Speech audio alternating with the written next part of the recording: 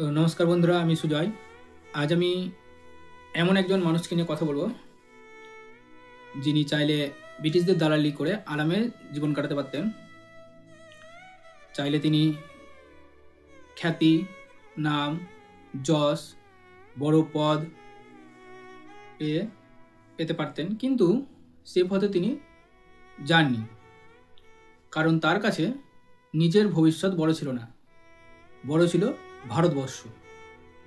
তিনি হলেন ডক্টর রাজেন্দ্র প্রসাদ, স্বাধীন ভারতের প্রথম রাষ্ট্রপতি আর স্বাধীনতা সংগ্রামের সবচেয়ে শান্ত কিন্তু সবচেয়ে শক্তিশালী যোদ্ধাদের মধ্যে একজন।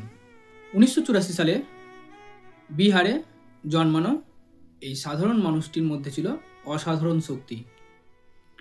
তিনি ছিলেন দুর্দান্ত মেধাবী।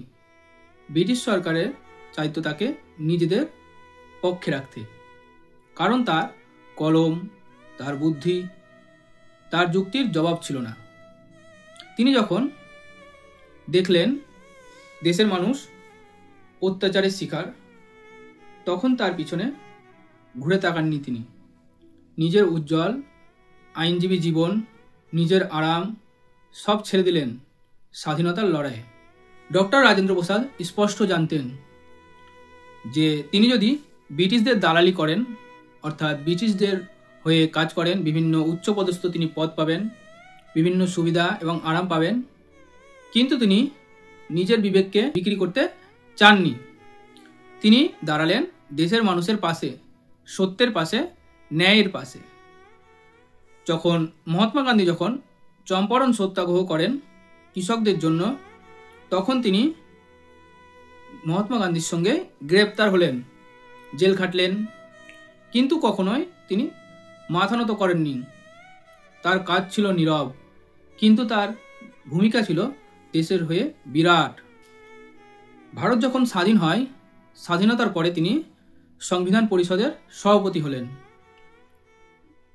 ভারতের সংবিধান লেখার সময় তিনি ছিলেন সেই শান্ত শক্তি, যিনি প্রতিটি সিদ্ধান্ত নিতেন দেশের ভবিষ্যৎ ভেবে, নিজের স্বার্থ একবারও তিনি ভাবেননি।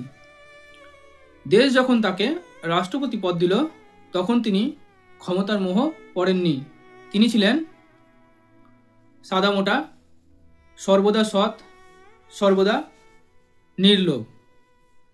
ডক্টর রাজেন্দ্র প্রসাদ আমাদের শেখান দেশের প্রতি ভালোবাসা দেখানোর জন্য বন্দুকের প্রয়োজন নেই, প্রয়োজন সাহস, সততা আর ত্যাগ। তিনি দেখিয়েছেন শক্তি মানে আওয়াজ নয়, নীরব থেকেও দেশ গড়ার ক্ষমতা। তো আজ যখন আমরা স্বাধীনতার কথা ভাবি, তখন মনে রাখতে হবে এই স্বাধীনতা এসেছে এমন মানুষদের ত্যাগে, যারা নিজের লাভ দেখেননি, দেখেছেন দেশের ভবিষ্যৎ। ডক্টর রাজেন্দ্র প্রসাদ,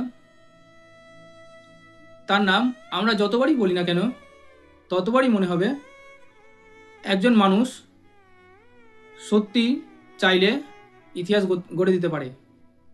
তাই তার প্রতি আমাদের সম্মান শুধু কথাই নয়, তার জীবন থেকে শেখার মধ্যে সত্যি শ্রদ্ধা।